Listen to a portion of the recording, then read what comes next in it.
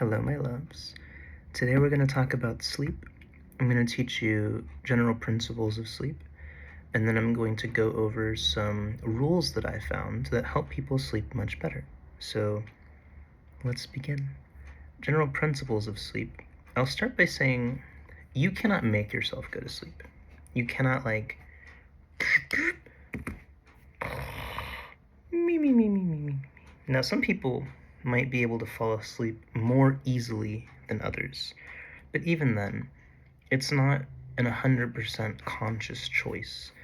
It's not I press sleep button, I fall asleep, but you can put yourself in a state that makes you more likely to fall asleep. Now, what's the even point of mentioning this? It's because it's something in which the outcome can't really be controlled because you really wanna. Because think about all the people that have insomnia. That I used to have insomnia, but now I sleep quite well. I feel like the term, little caveat, I feel the term sleep like a baby, very bad term to describe good quality sleep. I'm like, sleep like a baby, so you woke up every 2 hours crying? Is that what you meant? Because some people, they do, dude, that's you. But I like to sleep like my unemployed dog. He sleeps great, right? He puts his head down on the pillow, he starts snoring, he's having the time of his life. So I want you to sleep like my unemployed dog. I don't want you to sleep like a baby. So you need to cultivate good sleep. And there are things that you can do during the day, and there are things that you can do right before bed. All of them affect your sleep. I'm mainly going to focus on the ones that are before bed, and I'll make a more in-depth guide later on, kind of going into like the min-maxers that like want to have the best sleep possible. But these general rules are going to help everyone, so do these ones. So first thing is, wait, I skipped another protocol. Not protocol. What's the word? Principle. That's the word. What is the goal of doing these things to get your better sleep? What does better sleep mean? So you have sleep duration, how long you're asleep, and you have sleep quality. Now, quality can be broken up into multiple parts too, because there's a lot of metrics in which sleep is usually measured. People that don't use any sort of like wearable device, or like I have a Whoop, or like you can use like an Apple Watch to track sleep. People are usually like, oh, I go to bed and then I wake up, and if I have energy throughout the day, I probably slept good. And if I wake up feeling groggy and bad, I probably slept bad.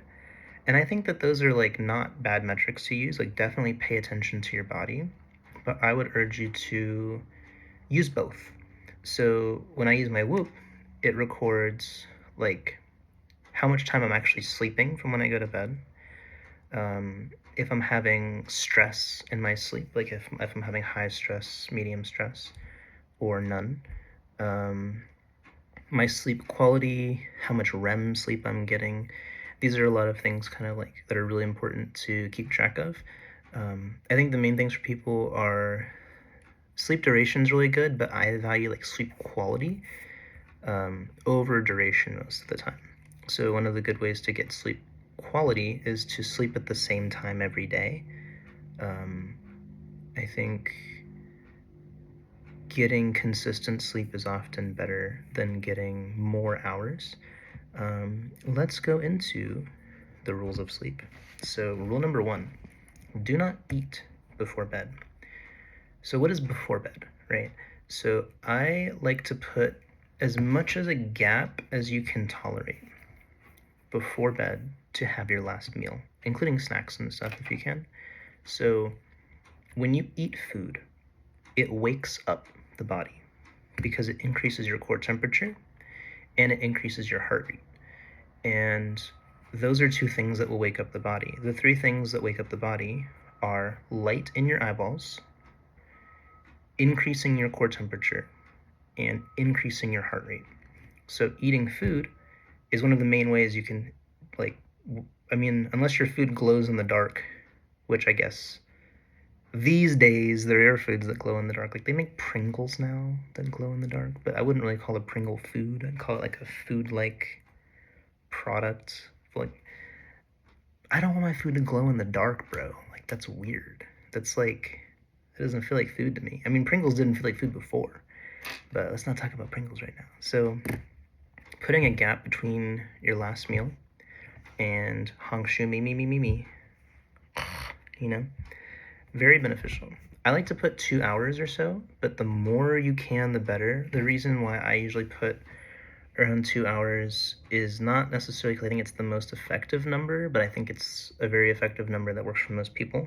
So, longer duration, more effective probably, unless you get really, really hungry. So, if your hunger is keeping you up at night, then obviously it's not going to be good for sleep quality. Like you can keep trying it. So like let's say like night 1, you're like, "Oh, I'm going to put a gap now." And you're a little bit hungry. You might try to like tolerate that and like do the same the next night, and then like your tolerance for the hunger will change. Um, I find if I stay up later, I'll get hungrier. That's true with most people. Um,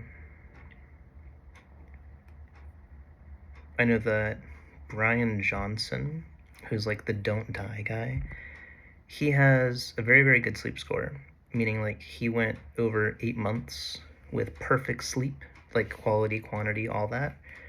He was at like 100%, one of the top in the world. He stops his last meal at 11 a.m. I don't feel like most people are gonna go that extreme. I'm not. I like lunch. I like dinner. You know, all about that. So I'm not gonna stop eating at 11 a.m. If you have to eat relatively close to bedtime, keep it something light and something easily digestible. So maybe like some steamed veggies are easy to digest, or like whole foods, like eat like an apple or something. Because if you're eating a bunch of processed foods, or you're eating something that's like really heavy, really difficult for your body to break down, it's going to take a lot of effort while you're sleeping, and it's going to raise your heart rate and like wake up the body, and it'll give you worse quality sleep to do that. So don't eat before bed. um, you can kind of experiment with what foods you do have in your last meal if it's kind of close to bedtime. So um, I'll usually have dinner around like 6 or 7, um, and the foods that I eat in dinner, I pay more attention to what I eat for breakfast and dinner than I do for lunch. I feel like for lunch, it's kind of like my whatever meal, um, other than the fact that if I eat certain foods, I'll feel really tired, so I guess I don't eat those ones. But carbohydrates, I don't eat for dinner because carbs give me energy, they wake me up. But I know that's different person to person. Some people eat carbs, it makes them tired. Some people eat carbs, it wakes them up. There's like a lot of mixed research there. So, as far as what foods, that's going to be person to person. That's going to be something for you to pay attention to in yourself. Um, Keep like a journal of like what foods you're eating and how well you slept. Just keep it for you. I track if I'm doing my last meal on Whoop, which is like the wearable that I use. Um, so there's like a little checkbox journal thing every day where it's like, did you have caffeine this time? Did you have like, it's customizable. And one of them that I put is ate an early dinner. And I've noticed definitely that when I eat dinner earlier, I sleep better, which is why that's rule number 1. Because it's not just me, it's how everything works. I almost just said it's not just me, it's physiology. That would have went hard, but I didn't say that. So rule number 2, don't let light in your eyeballs. This is mostly talking about blue light, artificial lights, and lights closer to like that side of the light spectrum. It's not as much talking about red lights. So if you can in your house have red lighting for nighttime, that's great, do that. Block out curtains, blackout curtains to block light from outside. You can wear a sleep mask. Some people find it helpful to have like certain glasses that they wear like within the last few hours before they go to bed. I know that Whoop makes a pair. Roca made wine down glasses with Dr. Andrew Huberman. So he's the doctor of ophthalmology and neurobiology at Stanford, and he knows a lot about the eyeball, a lot about light. He's kind of like one of the people that kind of got people to get morning sunlight, which is very beneficial for sleep as well. Get your morning sunlight. Light in your eyeballs for at least like 20 minutes or so. Glasses are okay, not shades though, not through a window, like actual light in your eyes. If it's cloudy, still do it, just a little bit longer. But when trying to go to sleep, you don't want that. You don't want light in your eyes when you're sleeping. So within like 1 to 2 hours before you go to bed, try to limit screens and artificial lighting altogether. If you can do that, that's great. If for some reason you have to use a screen near bedtime, maybe you have like a phone addiction or something, or you like work late, that's also an option. Use filters. So there's apps you can use. There are settings built into your phone. There are apps you can download on your computer. There are physical screens you can put over your phone. I kind of opt for people to use the free ones. Like if you have like an iPhone or an Android, there's like built-in settings in your phone where you can just turn it on.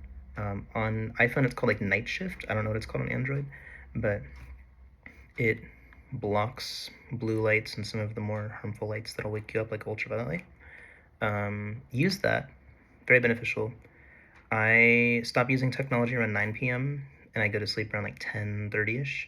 So I have found that I sleep much better when I do that. Lower temperature.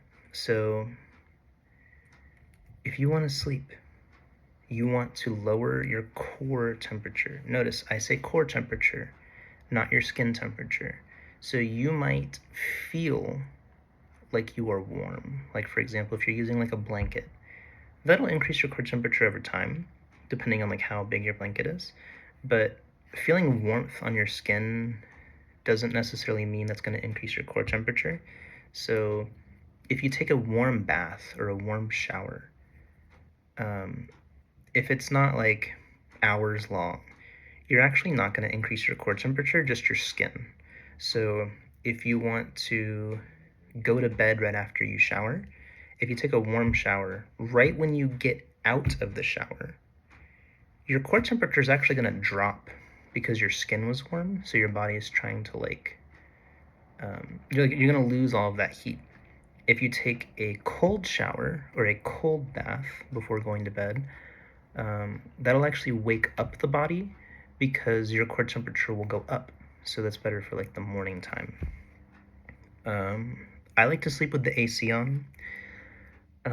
You can use fans. You can use maybe less blankets if your room is a little warm. If you can adjust your temperature more specifically, like if you have, what's it called? The thermostats and such, where you have the internal temperature thingy, where you press a button, change temperature. You know what I'm talking about. If you have one of those bad boys, you can find what temperature works best for you. Kind of like experiment with lower temperatures. I sleep better when it's really, really cold and I have a blanket and I'm cuddling my dog. That's when I sleep good. Rule number 4, set an alarm to go to bed. So people often set alarms to wake up, but they don't set alarms to go to bed. I like to set an alarm for around when my wind down time is. So I have like a little routine of in like an hour or two I'll be going to bed. So then around this time I'll start my wind down routine, and then it'll make sleep much easier, like more naturally. And like a lot of the activities you're doing at that time are more calming, not really ones that require a lot of energy and thought. So for me, I'll do no technology around 9, and then around 9 I'll start my wind down routine. Delightful, recommend it. I want to emphasize that the time that you go to bed does matter. It's not just about the duration of sleep. It's about sleep consistency at the same time. If you sleep at the same time every single day, your body will love that. So keep doing that. Now, we're going to get controversial here. We're going to talk about alcohol.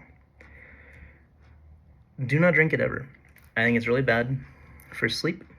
I think it's bad for your health in all sorts of aspects. It's bad for your brain, mental health. It's bad for pretty much all of your organs, including like your skin. It's bad for your brain.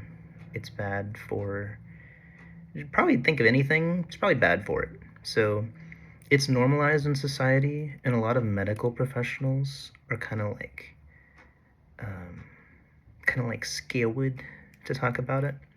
Because when you hear a medical professional talking about alcohol, they'll be like, oh, you can have a drink like every once in a while. I fully disagree. I think that it's very harmful to do at all. I think there's no healthy amount of alcohol a person can consume.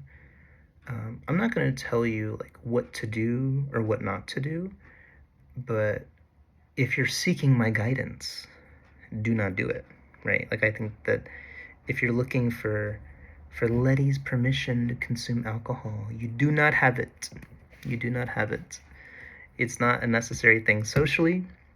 It's not a necessary thing for your health. I would say avoid it at all costs, and you will find that your life improves, especially your health. I think the health is the main thing. You might suffer a little socially, right? Um, some people like really want you to drink alcohol, but don't recommend it.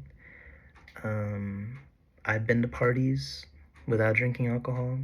I hang out with friends without drinking alcohol, and I'm chilling.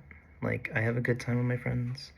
I don't need the alcohol to, like, have a good time. I think it's very ingrained in society, but I think that's changing, and a lot of people are realizing, like, oh, I can actually go hang out with my friends and have fun without alcohol. So that's my hot take on alcohol. Don't consume it. I don't know why it's a hot take even. I feel like everyone knows alcohol's bad for them, but then people like forget, or like they'll be like, oh yeah, well like every once in a while, and it's like, where does that come from? Like everyone knows it's bad for you, and then you're trying to be like, yeah, well just a little bit.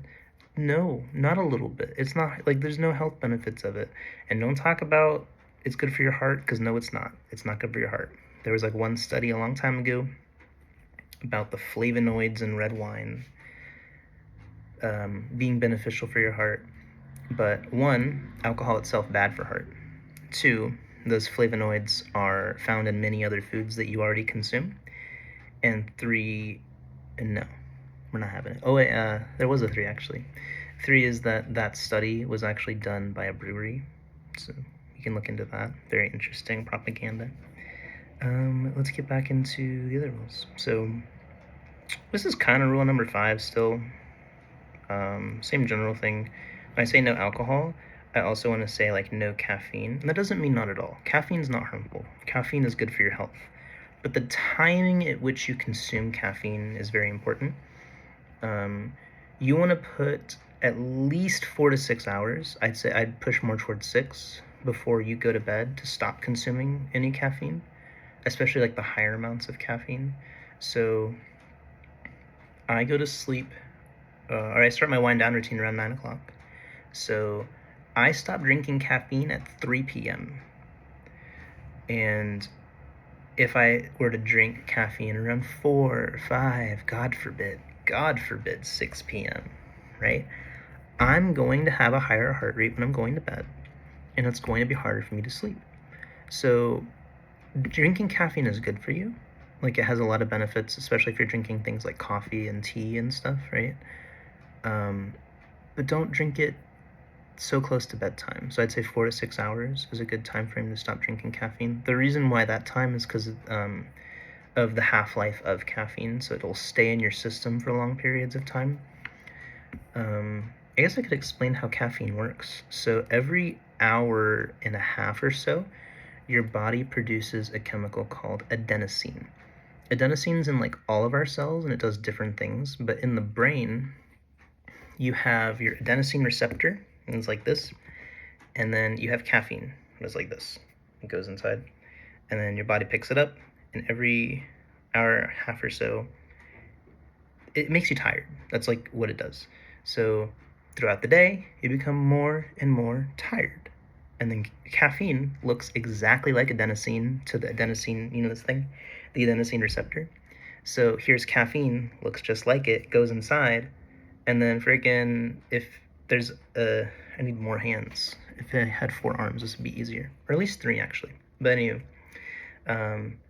if caffeine's already inside the receptor, then you can't fit adenosine in the receptor.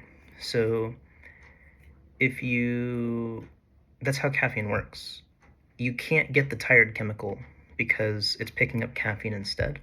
So if you drink caffeine first thing in the morning, like you just wake up, you're like, wait, that's the wrong way. Me. Good morning, caffeine. Like, got my coffee. Delicious. So if you do that, it's not that it's bad to do that, but you didn't really produce any adenosine yet because you just woke up. So your body it breaks down your adenosine that you build up when you're sleeping. So if you drink caffeine first thing in the morning, it's kind of not doing anything. And then also you're filling up your adenosine receptors already with caffeine. So then when you actually start making adenosine, none of them can go into the receptors because they're full of caffeine.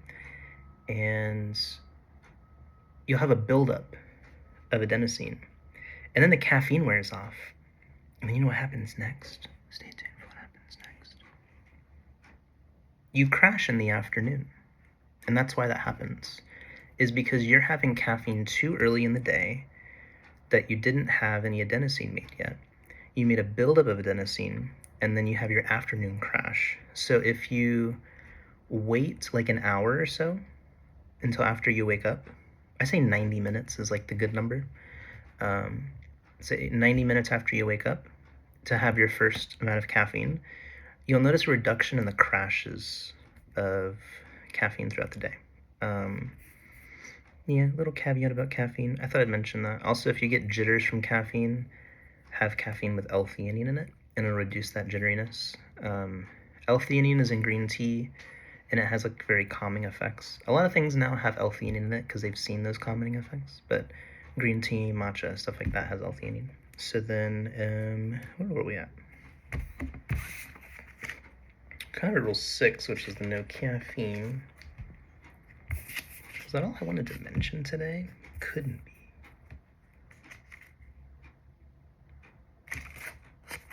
God forbid. 6 rules was all I had for you today. So what have we learned today? We learned to value sleep.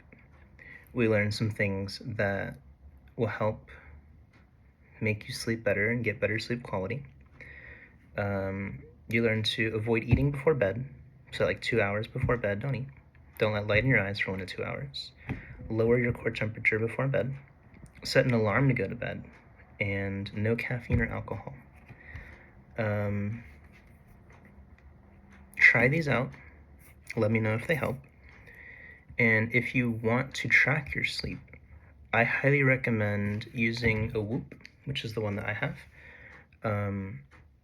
I have like a really good sleep score on Whoop. I'll put a link in the description to give you a free month of Whoop. So the way that it works with the referral system, I have Whoop that I pay for, and then I can give people a month for free. And when they use that month, I'll get another month for free, and then obviously they get the month for free. So the way the thing works is Whoop will like send them one of these. This is the exact one I got sent in my free trial. You get sent one of these, and if you hate it, you send it back. You're like, I don't want those no more, and like they don't charge you anything.